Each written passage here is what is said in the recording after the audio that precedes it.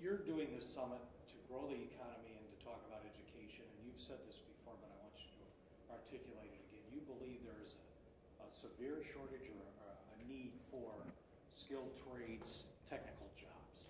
Yeah, Jim, there's a national problem that goes on with the skilled trades. We sort of broke our system nationally some years ago where everyone sort of was pushed towards getting a 4-year liberal arts degree or going off to university in some fashion.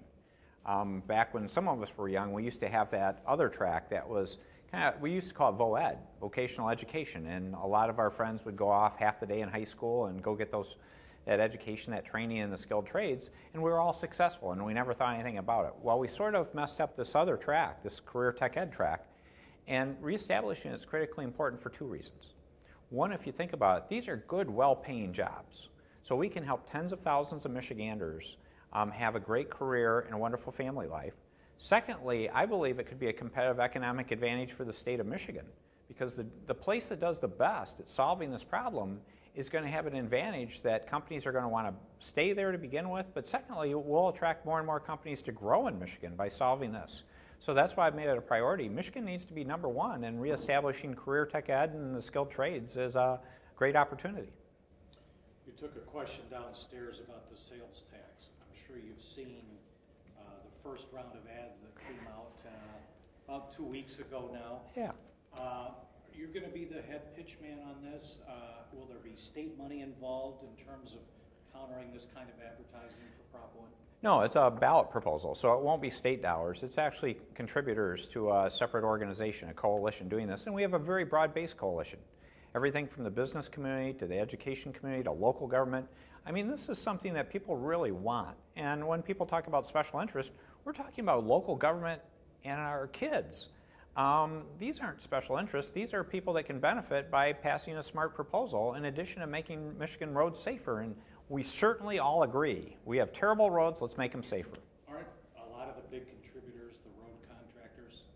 Well, again, I think we're going to see a broad base of people contributing to this. Again, you'll have people from the transportation industry, but the coalition here is very, very large and should be, because this is something where Michiganders can all win. This is a smart investment. I saw Darnell Early downstairs. He's the 4th emergency manager in the Detroit Public Schools in 6 years.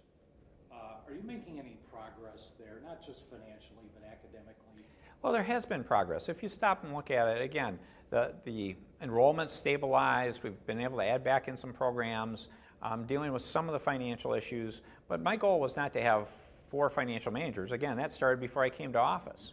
So what I would say is that's one reason I brought up the question. Are there better solutions or other things we should be changing the question to look at education in Detroit? And that's where I appreciate the efforts led by the Skillman Foundation to bring that broader coalition together to say, are there bigger scale issues? Not just looking at DPS, but all students in Detroit about providing them a better education. And we're getting close to the Skillman deadline. They had imposed a deadline of March, April, the spring. What happens next in terms Well, actually, I asked them to work on that timetable because my goal is to get their recommendations, to have us have a chance to review it in Lansing, and to say, are there legislative pieces that we can get introduced in the springtime with some hopes to get it done by summer, because this is an issue that deserves some urgency and hard work. So I appreciate the Skillman Foundation and the coalition. I've heard these meetings will go for hours, and I give them credit. They're working hard. What I would say is it's important that we have a chance to review what they're doing, and we're contributing to that process. Okay. I want to shift gears. I asked you this up in Lansing a few weeks ago, but one of my colleagues is fixated on this new... Here, have you backed up. You brought props today. Literature. About the senators moving into the new office building. Yeah. Ross Jones is telling a few of these stories. Here's his question. He wanted me to read it to you. According to the lease with the developer of the new Senate office building, the deal could be canceled if lawmakers don't appropriate funds to pay for the bonds. If lawmakers were to not support and appropriate that money for this, would that upset you? Well, I view this as a part of the legislative branch of government, and the Senate has gone through a lot of processes of getting proposals, doing an analysis. Again, they're a separate branch of government. I respect them, and I think they're hopefully being thoughtful about how they're doing this. What is your position on this? My position, I'm the executive branch of government, and I'm responsible for a whole lot of other programs. I'm putting my focus in on skilled trades, more and better jobs for our citizens. Is this a waste of money? Because you have to pay off the bonds. Well, again, anytime we borrow, we have to have the authority to pay back that. And again, they've gone through an extensive process. Again, they're doing their own reviews. So I'm staying focused in on my branch of government. But your branch still has a say-so in this. You're not telling me what your say-so is.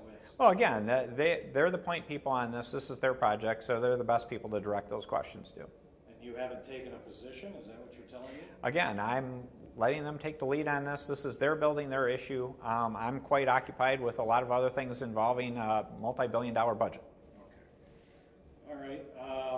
One of our producers wanted me to ask you, why a 50% increase in the liquor tax? It's not the liquor tax. It's actually the fees that would go in for people that are in the liquor business in terms of their license fees. Okay. There hasn't been an increase for a significant number of years. The other thing is we're actually only proposing the increase for a several-year period where it would drop back down then, and the point of having the higher fee would allow us to have the resources to do major IT upgrades that would actually benefit the industry and our citizens. So let's get up to speed. Some of these old programs are going back to COBOL that we're still using within state government. It's time to upgrade them, and this is one relatively efficient way to do that, and as we get that done, let's bring the fees back down.